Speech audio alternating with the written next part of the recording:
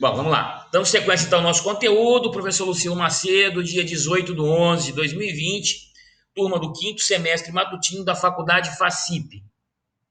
Colegas, nós vamos dar sequência nesse nosso penúltimo encontro sobre prisões. É isso que estávamos falando na aula passada, fazendo uma retrospectiva do que aconteceu na aula passada.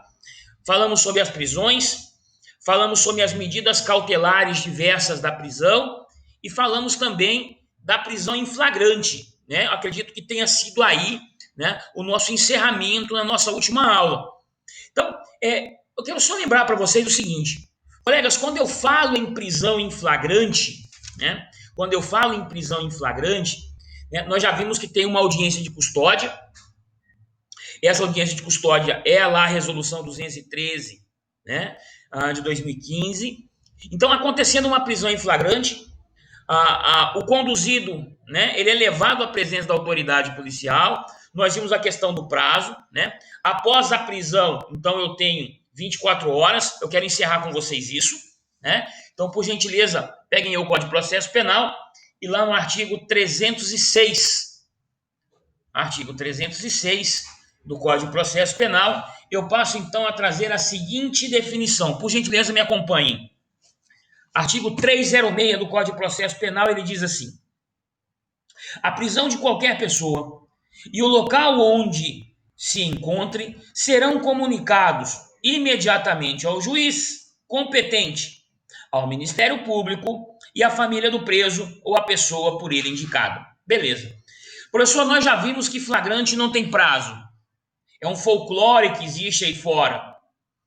Agora, qual é o prazo que a lei fala? Então, por gentileza, vamos entender agora o 306, parágrafo 1º. Ele diz assim: em até 24 horas após a realização da prisão, será encaminhado ao juiz competente o auto de prisão em flagrante. E caso o autuado não informe o nome de seu advogado, cópia integral à Defensoria Pública. Parágrafo 2º. No mesmo prazo, 24 horas, será entregue ao preso, mediante recibo, a nota de culpa, assinada pela autoridade com o motivo da prisão, o nome do condutor e o das testemunhas. Professor, então quer dizer que eu tenho 24 horas para comunicar à autoridade competente acerca de um auto de prisão em flagrante. Isso mesmo, 24 horas. E aí nós vimos que lá na resolução 213, lá no seu artigo 1º da resolução 213, nós vimos lá, né, que também ele fala em prazo. Então ele diz assim, o artigo 1º da resolução 213, depois eu vou encaminhar para vocês, ainda essa semana eu encaminho todo o material para vocês via portal, inclusive a própria resolução. Determinar que toda pessoa presa em flagrante delito, independentemente da motivação ou natureza do ato, ou seja, independente da prisão, se for flagrante, preventiva, temporária, não importa, seja obrigatoriamente apresentada em até 24 horas da comunicação do flagrante à autoridade judicial competente. Então, veja, após a comunicação do flagrante, né, após a comunicação do flagrante à autoridade judicial competente, e aí, obviamente, ouvidas sobre as circunstâncias em que se realizou sua prisão ou apreensão. Então, é importante entender que na resolução ele fala que a pessoa presa em flagrante, ela deve obrigatoriamente ser apresentada em até 24 horas da comunicação do flagrante, ou seja, do flagrante que é comunicado à autoridade judicial e após, então, comunicado ao juiz. E eu preciso que vocês entendam. Professor, então isso vai lá para o juiz da audiência de custódia. Isso. Esse juiz, quando ele recebe essa comunicação de flagrante, quais são as providências que ele pode tomar? Isso é o mais importante que vocês precisam ter em mente. Então, o juiz, ao receber este auto de prisão em flagrante, ele tem duas possibilidades.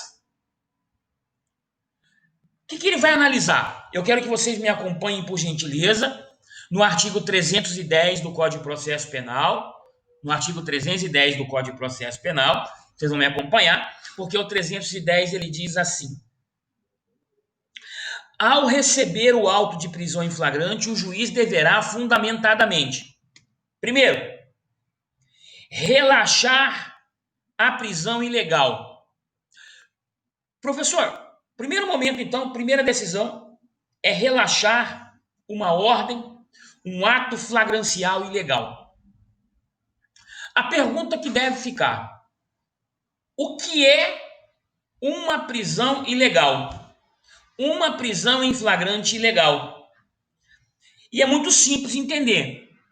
O flagrante ilegal é aquele que descumpre os requisitos do flagrante. Professor, quais são os requisitos do flagrante? São aqueles estabelecidos no artigo 302. Então, se não obedecer aos requisitos do flagrante 302, esse flagrante é ilegal e o juiz, então, ele deverá relaxar este flagrante. Acompanhe comigo quais são as hipóteses em que este flagrante poderá ser ilegal. Vamos lembrar o 302 da aula passada? Lembrando, considera-se em flagrante delito quem? 302.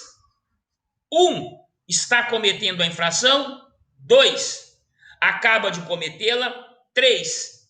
É perseguido logo após pela autoridade, pelo ofendido ou por qualquer outra pessoa, em situação que se faça presumir ser ele o autor da infração. E 4.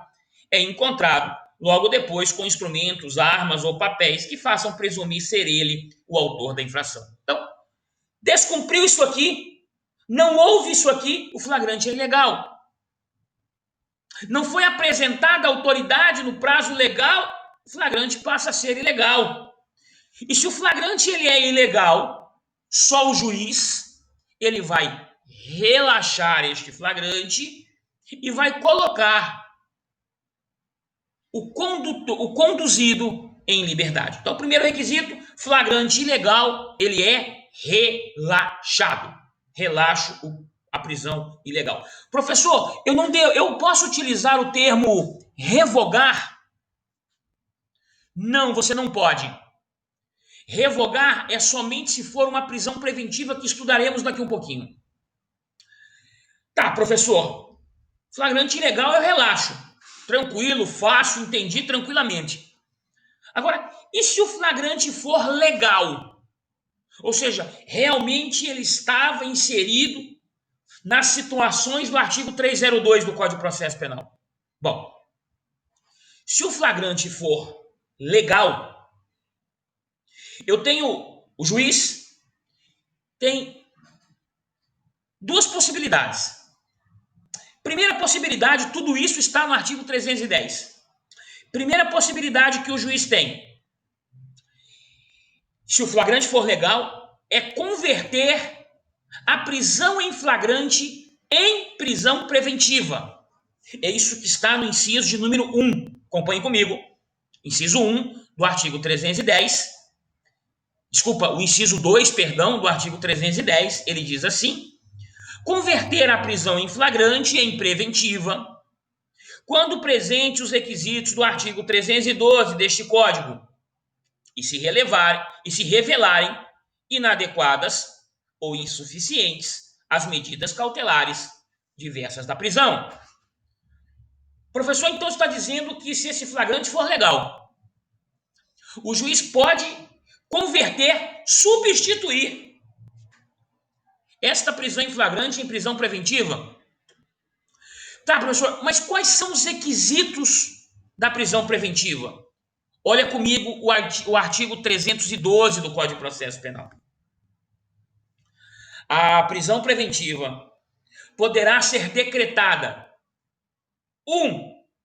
Como garantia da ordem pública. Professor, o que é uma garantia da ordem pública? Você solto, você em liberdade, continuará representando o risco para a sociedade. Você não cessará a sua prática criminosa. Você continuará a cometer delitos. Isso é garantia da ordem pública. 2. Garantia da ordem econômica. Você continuará gerando prejuízos. Você continuará gerando danos ao erário, desvio de dinheiro e assim por diante. 312 mais uma, por conveniência da instrução criminal. Ou seja, o que é uma conveniência da instrução criminal? Quando eu falo, então, uma conveniência da instrução criminal, eu devo entender, né? Eu devo entender que você precisa ficar preso para que a instrução criminal possa acontecer, para que ela possa acontecer. Então, você tem que ficar preso, porque você solto ela não vai acontecer, você vai fugir, você não vai apresentar, tá bom? E por último, olha comigo, foi uma alteração que aconteceu no ano de 2019, eu peço só que vocês observem atenção, vou até fazer a leitura, ou para assegurar a aplicação da lei penal, quando houver prova da existência do crime, indício suficiente de autoria e de perigo gerado pelo estado de liberdade ao imputado. Então vejam só, colegas, olha só.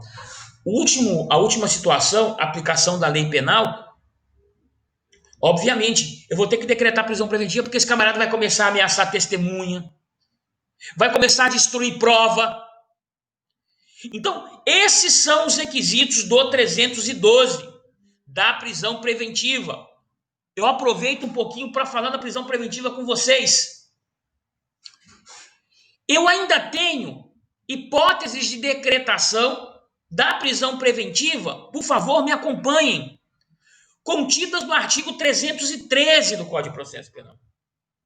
Dá uma olhadinha no artigo 313 do Código de Processo Penal e ele diz assim: também nos termos do artigo 312, será admitida a decretação da prisão preventiva? Olha lá comigo. Aí ele vai trazer quando que eu decreto a prisão preventiva? E eu já tenho que falar um pouquinho com vocês. Olha o 313 comigo. Nos crimes dolosos, não traz culposos, nos crimes dolosos, olha lá, nos crimes dolosos, com pena privativa de liberdade máxima superior a 4 anos. Vamos mais. Se tiver sido condenado por outro crime, em sentença transitada em julgado. 3.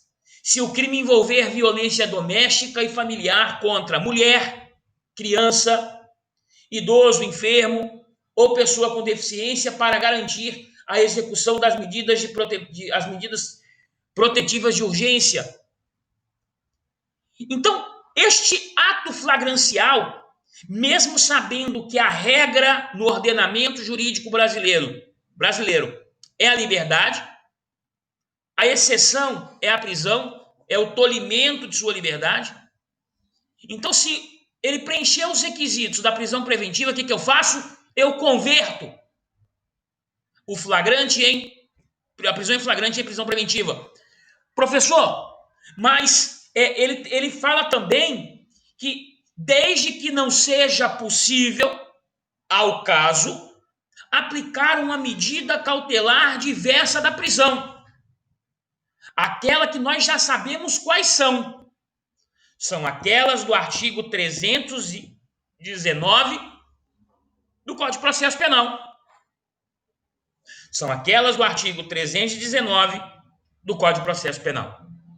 Então, não é cabível a prisão preventiva e não tem cabimento, não tem como substituir essa prisão preventiva por uma medida cautelar, porque entendo que não tem cabimento algum.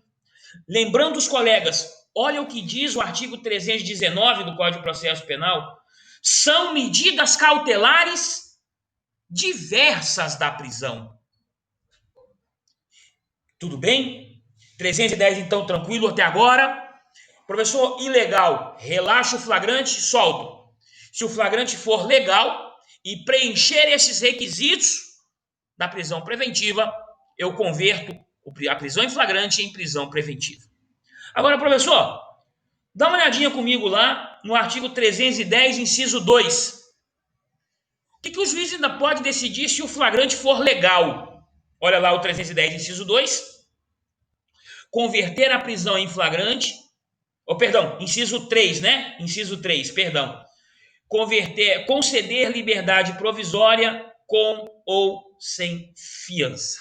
Ou seja, né? Ou seja, se o magistrado entender pela liberdade, mesmo sendo aí, neste caso, um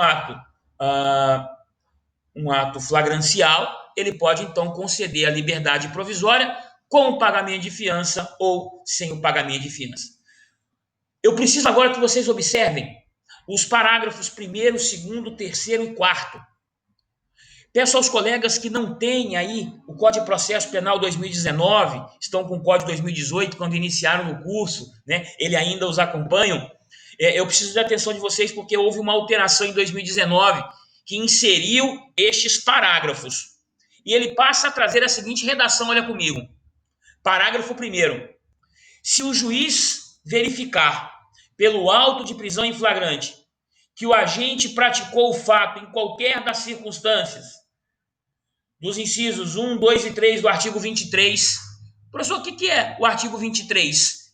São as excludentes de ilicitude, lembram delas?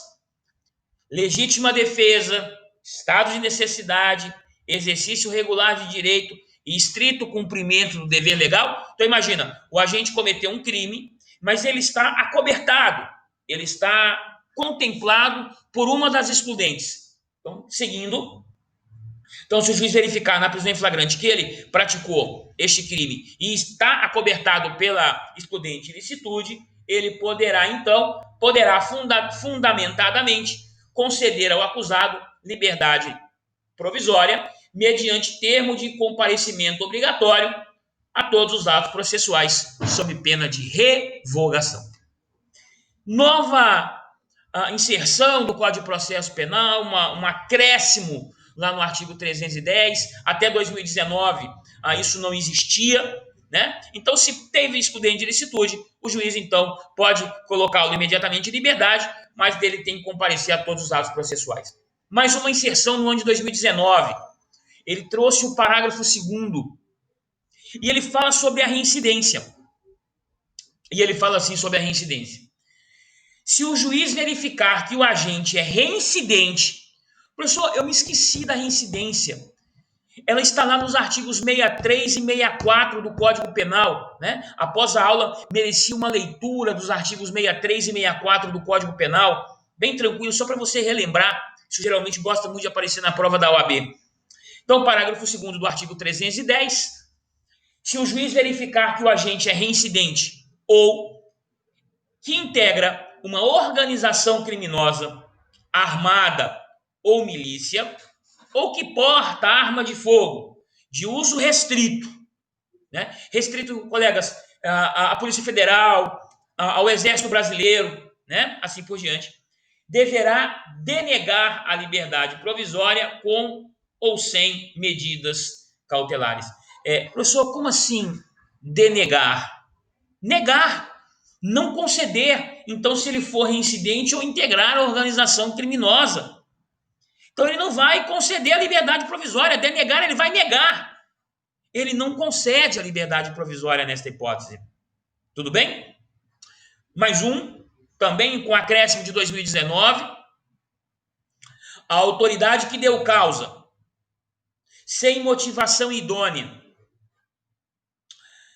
a não realização da audiência de custódia no prazo estabelecido no caput desse artigo, responderá administrativa, civil e penalmente pela omissão.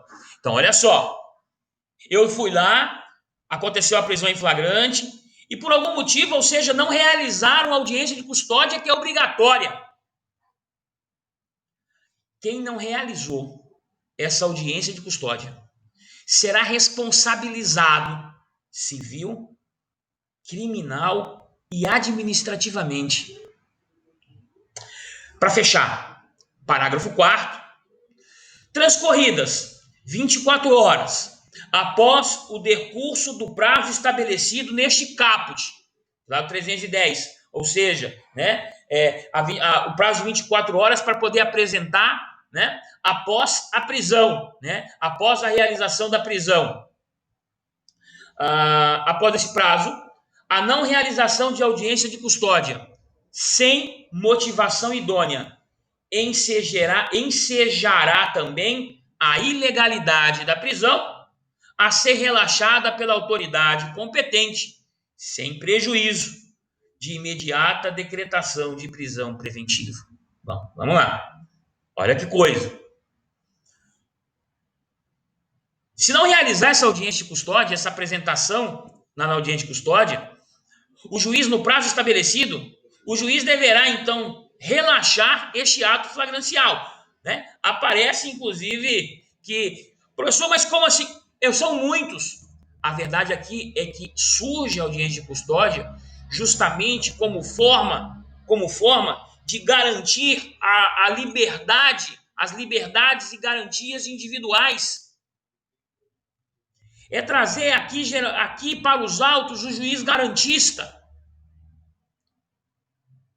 do garantismo penal de Jacobs, Gunter e Jacobs. Então, veja, vou relaxar essa prisão em flagrante sem prejuízo da possibilidade da decretação da prisão preventiva. Então, significa dizer, sem prejuízo da possibilidade, significa dizer que esta prisão ela poderá acontecer. A prisão preventiva, mas não houve o ato da prisão em flagrante. Pode ser decretada a prisão preventiva. E é isso que agora eu vou com vocês até a prisão preventiva. Porque vocês acompanharam a decisão do Supremo Tribunal Federal, do ministro Marco Aurélio, em que o ministro Marco Aurélio, então, num pedido de habeas corpus, ele solta um traficante de drogas. E qual foi o motivo que este ministro soltou um traficante de drogas condenado em diversos crimes, diversos processos? Qual foi o fundamento para a soltura deste traficante? Acho que é Andrezinho, né, se me fala a memória, ou André. O fundamento para que o ministro Marco Aurélio pudesse soltar, né? O fundamento para que o ministro pudesse realmente soltar está justamente aqui, ó. Deixa eu trazer para vocês. Dá uma olhadinha comigo, por gentileza, no artigo 316 do Código de Processo Penal. No artigo 316 do Código de Processo Penal, aqui está o porquê o ministro Marco Aurélio do Supremo Tribunal Federal soltou. E depois o presidente revogou a decisão, mandando prender novamente, e aí ele já estava muito longe. Diz assim o 316 do Código de Processo Penal. O juiz poderá, de ofício ou a pedido das partes, revogar a prisão preventiva, se no decorrer da investigação ou do processo verificar a falta de motivo para que ela subsista, ou, bem como, novamente decretá-la, se sobrevierem razões para que justifiquem. Então, o juiz pode decretar prisão preventiva de ofício, a pedido das partes, ou seja, a pedido do próprio Ministério Público, já veremos, por representação da autoridade policial, né? E aí, as razões devem justificar a decretação da prisão preventiva. Porém, o fundamento do ministro Marco Aurélio aconteceu com fulcro agora no artigo 316, parágrafo único, que foi uma redação inserida no Código de Processo Penal no ano de 2019 pela Lei 13.964. Então, o que ela passa a trazer lá no artigo 316, quando cria este parágrafo único? Acompanhem comigo. Fundamento do ministro Marco Aurélio, porque ele soltou. Decretada a prisão preventiva. Sempre quem decreta a prisão preventiva é o juiz. Decretada a prisão preventiva. Deverá o órgão emissor da decisão, juiz ou tribunal, revisar a necessidade de sua manutenção a cada 90 dias, mediante decisão fundamentada de ofício, sob pena de tornar a prisão ilegal. Professor, o ministro Marco Aurélio, então, tem fundamento para ter tomado essa decisão. O que significa isso, professor? Significa dizer que o juiz decreta a prisão preventiva. Ele tem que ficar analisando em até 90 dias se aqueles requisitos que autorizaram a prisão preventiva, eles ainda estão presentes. E no caso do traficante, já tinha se passado muito mais de 90 dias.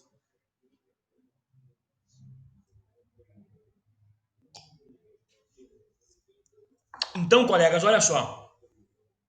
Por isso, ele entendeu que essa prisão era ilegal e mandou soltar o traficante. Professor, mas espera aí. Com um número excessivo de processos, é praticamente impossível que se consiga cuidar de tudo isso. É impossível. Impossível. Tentaram de todas as formas para que este dispositivo não fosse aprovado, mas ele foi aprovado. Então, ele ingressa no ordenamento, justamente neste pacote anticrime. O Moro foi totalmente contrário, porém, está aí, está aprovado, está em vigor. E aí o Supremo Tribunal Federal entendeu que não é obrigatório que tem 90 dias.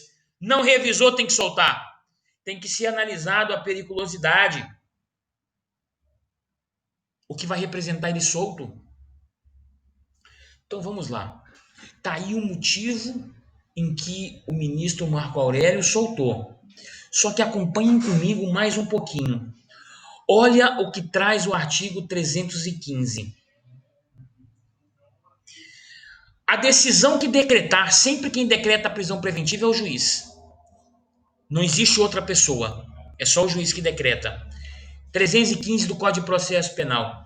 A decisão que decretar, substituir ou denegar a prisão preventiva será sempre motivada e fundamentada. O juiz vai fundamentar e motivar cada um ou o requisito que determinou a decretação da prisão preventiva. Garantia da ordem pública, aplicação da lei penal, aplicação da instrução criminal ou conveniência da ordem econômica. 315, parágrafo 1º.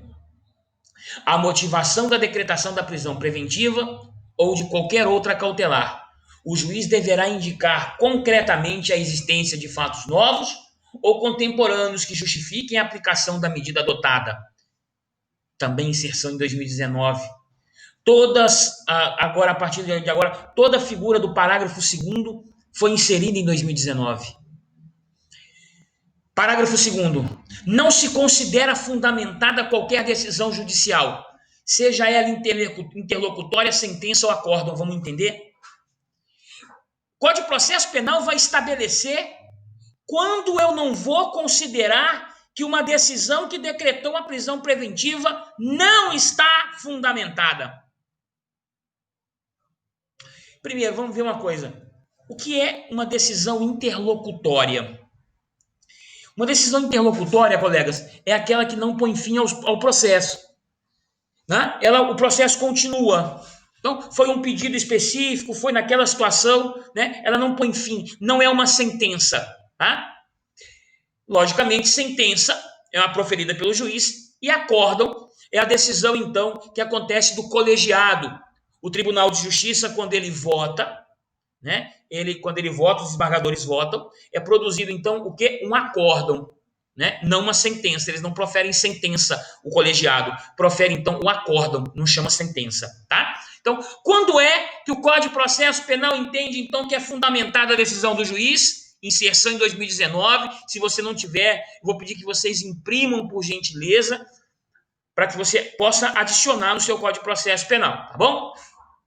Diz assim o parágrafo 2º. Não é fundamentada, inciso 1, limitar-se à indicação, à reprodução ou paráfrase de ato normativo, sem explicar sua relação com a causa ou com a questão decidida. Ele só vai lá e copia. Estou decretando para garantir a aplicação da lei penal.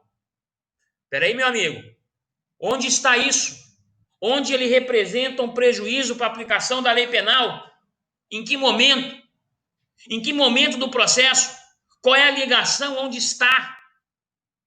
Se não fundamentar, vai revogar. 2.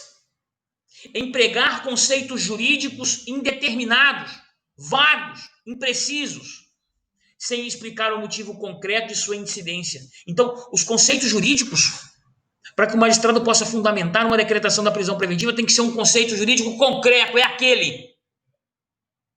E não um conceito jurídico indeterminado que ninguém sabe o que ele quer. Ah, professor, então quer dizer que a possibilidade para revogar ela é grande. Com certeza, tá? Vamos mais. Também não posso reconhecer como fundamentado, inciso 3, invocar motivos que se prestariam a justificar qualquer outra decisão. Ou seja, é um motivo de outra decisão, mas não aquela. Aquilo se refere a uma outra decisão e não aquela. Isso não é fundamental. Eu tenho que analisar aquele caso concreto. A individualidade daquela situação. E não colocar num bolo. Inciso 4. Não enfrentar todos os argumentos deduzidos no processo, capazes de, em tese, intimar a conclusão adotada pelo julgador. Ele tem que enfrentar todos os argumentos do processo. Tudo que está nos autos. Ele não pode decidir somente aquilo que é, não, eu vou só aqui, esse aqui não é importante, eu não vou mencionar. Ele tem que deduzir todos, sem exceção, sob pena de que a sua decisão acerca da decretação da prisão preventiva seja facilmente revogada. 5. Limitar-se a invocar precedente ou enunciado de súmula sem identificar seus fundamentos determinantes, nem demonstrar que o caso sob julgamento se ajusta àqueles fundamentos. Ele menciona uma súmula, ele menciona um precedente e não fala que aquele precedente ou aquela súmula está com um liame ou em relação a este caso concreto em específico. Ele só menciona. Vai revogar a prisão. Vai revogar a prisão. E aí muitos falam, pô, professor, nossa, como é que pode ser uma prisão ter sido decretada, ter sido revogada? Por este motivo. Não é que o advogado faz milagre, não. É que se não tiver contido aqui, tem que revogar mesmo. Professor, então você afirmou que quem decreta a prisão é o juiz. Isso mesmo, eu afirmei. Como? Por gentileza, me acompanhem lá no artigo 311. Lá no artigo 311. E ele diz assim: em qualquer fase da investigação policial. O que eu estou falando com qualquer fase da investigação policial? Eu estou falando o quê? Durante o inquérito policial. Durante a investigação contida no inquérito policial. Ou do processo penal, quando tramita em juízo, aquele que preside a autoridade judicial, onde eu passo a ter contraditório em juízo. Então, na fase policial, no inquérito ou em juízo, caberá prisão preventiva. Então, vamos lá. Decretada pelo juiz. Importante entender que a prisão preventiva pelo juiz de ofício, né? Ela não cabe no inquérito policial. Então, a prisão preventiva decretada pelo juiz não cabe lá no inquérito policial de ofício, tá? De ofício. Então, o juiz não decreta de ofício, tá bom? Por que, professor, que ele não decreta de ofício? Né? Porque você vai fazer uma comparação com o artigo 311 que eu tinha até 2019. Então, se você está com o Código de Processo Penal desatualizado, olha o que dizia o artigo 311 de 2019. Em qualquer fase do inquérito, da investigação policial ou do processo, caberá prisão preventiva decretada pelo juiz de ofício. Olha agora o Código de Processo Penal. Em qualquer fase da investigação policial ou do processo penal, caberá a prisão preventiva decretada pelo juiz, a requerimento do Ministério Público, do querelante ou do assistente, ou por representação da autoridade policial. Cadê o de ofício? Juiz não decreta mais prisão preventiva de ofício. Ele tem que ser provocado. Por favor, aos termos corretos da lei. Requerimento do Ministério Público ou do querelante. Querelante é lá na ação penal privada, é aquele autor da queixa-crime, é aquele que sofreu a ofensa, mas é o autor da queixa-crime, da peça, ou do assistente. Professor, qual que é esse assistente? Aquele que nós estudamos aí na semana retrasada, o assistente de acusação. Lembram a figura do assistente de acusação que nós estudamos? Pois é, essa figura mesmo, aquela figura do assistente de acusação em que nós estudamos. Lembram? A figura do assistente de acusação que nós estudamos está lá no artigo 268 e seguintes, assistente de acusação. Pois é, né? Então, beleza? Requerimento, então, do Ministério Público e a autoridade policial, o delegado de polícia, que só vai decretar na fase do inquérito. O delegado de polícia, perdão, só fazer uma correção. O delegado de polícia, ele só pode representar pela prisão preventiva no inquérito. Então, vamos imaginar, você é delegado, vamos imaginar aqui a nossa colega Elismar, delegada de polícia, né? A Elismar, delegada de polícia. Ela está com o inquérito policial, ela olha o inquérito policial e fala, caramba, o ato flagrancial passou, mas caramba, esse cara aqui é um criminoso em potencial, tudo bem que o flagrante não tem mais, agora eu vou pedir a prisão preventiva dele. Ela não decreta, mas o que ela faz? Ela vai redigir, então, uma representação pela prisão preventiva daquele indiciado. E vai enviar para quem, professor? Para o juiz. E o juiz, então, vai analisar a representação, que é o pedido do delegado de polícia para decretar a prisão preventiva. E o delegado tem que demonstrar qual o requisito da prisão preventiva que ele está dizendo que é cabível. Aquele do 312 e 313 do Código de Processo Penal. Tudo bem? Tranquilos? Mesmo? Tá bom. Posso confiar? Tá beleza mesmo, de verdade? Então tá bom. Bom. Acontece o seguinte, professor. Acontece o seguinte. Importante entender que o Código de Processo Penal, ele fala das prisões, né? Então ele menciona as prisões, ele estabelece as prisões, porém, a prisão preventiva, o Código traz legal, bacana, só que é um problema. Eu ainda tenho uma possibilidade de uma prisão chamada prisão temporária. E eu preciso começar com vocês agora, na próxima aula da sequência. Só que antes de começar a prisão temporária, eu preciso dizer para vocês uma coisinha. Professor, a prisão preventiva pode ser revogada? Pode.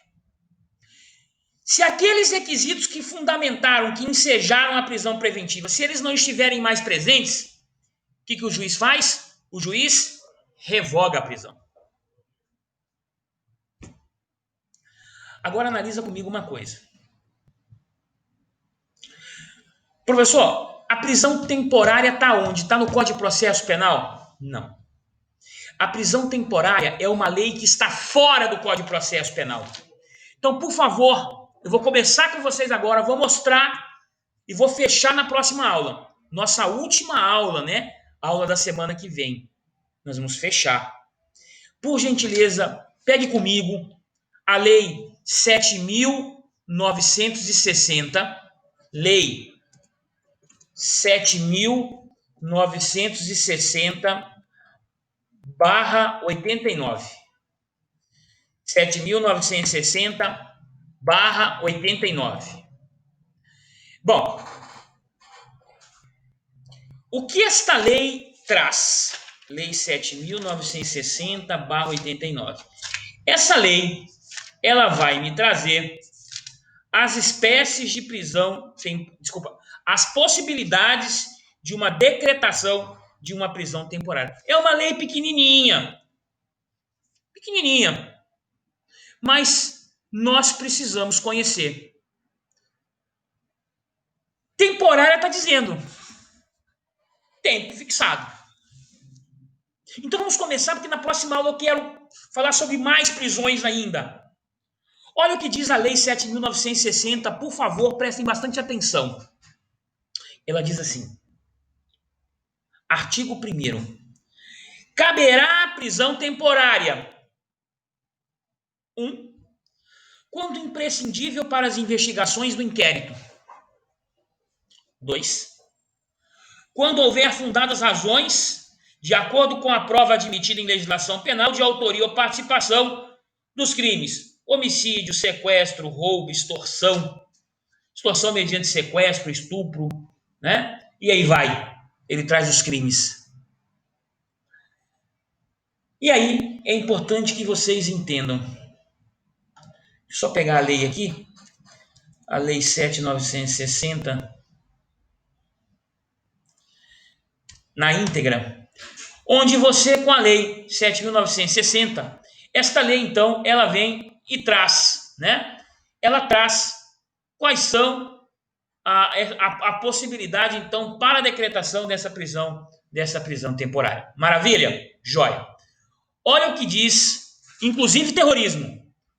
Quando é cabível, professor, a prisão temporária? Então, tem que ser, obviamente, né? Tem que ser para os crimes aqui elencados, quando ele, na verdade, nesses crimes contidos no artigo 1º, nos crimes contidos no artigo 1º, e nesses crimes contidos aqui no artigo 1º, ele traz. Artigo 2º.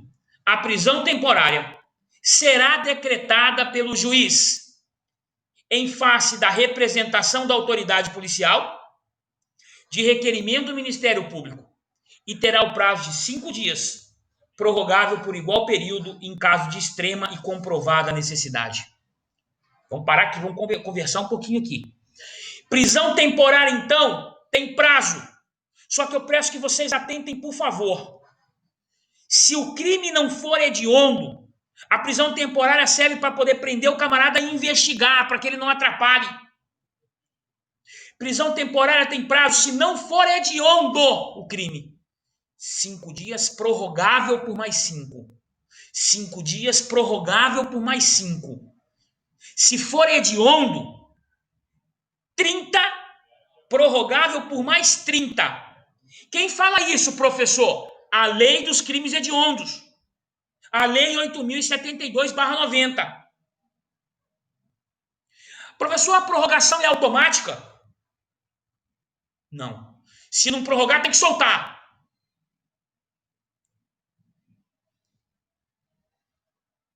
Eu estou desconfiado, eu tenho indícios que foi ele que... Temporária. 5 mais 5. Professor, mas na verdade ele não preencheu os requisitos. O que eu faço? Ingresse com um pedido chamado revogação da prisão temporária. Lei 7.960/89. Aqui, olha comigo, artigo 2º, parágrafo 1º. Na hipótese de representação da autoridade policial, o juiz, antes de decidir, ouvirá o Ministério Público. Então, o juiz, antes dele decidir acerca da prisão temporária, ele vai ouvir o promotor de justiça.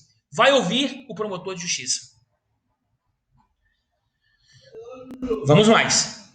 Artigo 2º, parágrafo 2º. O despacho que decretar prisão temporária deverá ser fundamentado e prolatado em até 24 horas contadas do recebimento da representação ou do requerimento. Juiz também não decreta prisão temporária de ofício. Então, o delegado representou pela prisão temporária. O promotor requereu a prisão temporária. O juiz deverá decidir em até 24 horas. Prazos em horas são contados em horas. Vamos mais. O juiz, parágrafo 3º do artigo 2º, o juiz poderá, de ofício ou a requerimento do Ministério Público, determinar que o preso lhe seja apresentado e solicitar informações e esclarecimentos da autoridade policial, bem como submetê-lo a exame de corpo de delito. Parágrafo 4º, parágrafo 4A, eles foram inseridos no ano de 2019, o parágrafo 4A. Né? Então, obviamente, quando aconteceu uma prisão temporária, será expedido um mandado de prisão. E o parágrafo 4A diz assim: o mandado de prisão conterá necessariamente o período de duração da prisão temporária. Isso não tinha até 2019. Estabelecido no caput, bem como o dia que o preso deverá ser libertado. Eu tenho mandado de prisão preventiva e eu tenho mandado de prisão temporária. Nesse mandado de prisão temporária tem o dia que vai encerrar o prazo desta prisão temporária. Isso não tinha. Isso não existia. Mais um pouquinho. Parágrafo 5º. A prisão somente poderá ser executada depois da expedição do mandado judicial. Sem mandado não tem possibilidade de prisão temporária. Vamos mais. Após efetuar a prisão, o preso deverá ser informado dos seus direitos, lá de garantias e fundamentais esculpidos no artigo 5º. Encerrou o prazo da temporária, acabou o prazo da prisão temporária, o próprio parágrafo 7º, inserido no ano de 2019, isso não existia, mas isso era um entendimento pacificado. Olha o que ele determina. Decorrido o prazo contido no mandado de prisão, a autoridade responsável pela custódia deverá imediatamente, independentemente de nova autorização judicial, pôr imediatamente o preso em liberdade, salvo se já tiver sido comunicada a prorrogação da prisão temporária ou da prisão preventiva, ou seja, uma prisão temporária. Após, vamos lá, 5 dias mais 5, se não hediondo, 30 mais 30 se for hediondo. Encerrou o prazo de 30, encerrou o prazo de 5. O magistrado pode converter a prisão temporária em prisão preventiva ou mandar soltar. Então, se não prorrogou, se não converteu em preventiva, ou se prorrogou, encerrou o prazo e não converteu em prisão preventiva, tem que soltar. E veja o parágrafo 7º. A autoridade responsável pela custódia, o juiz de custódia, tem que soltar sob pena de ilegalidade. Tudo bem, colegas? Tranquilos até aqui? Estendi um pouquinho a aula aí, mas eu precisava encerrar com vocês, que na próxima aula eu quero fazer uma análise geral, trazendo isso aqui no caso concreto, para que vocês possam entender verdadeiramente, né, acerca das prisões do Código de Processo Penal e também da prisão cautelar da Lei 7.960. Tudo bem? Alguma dúvida até aqui?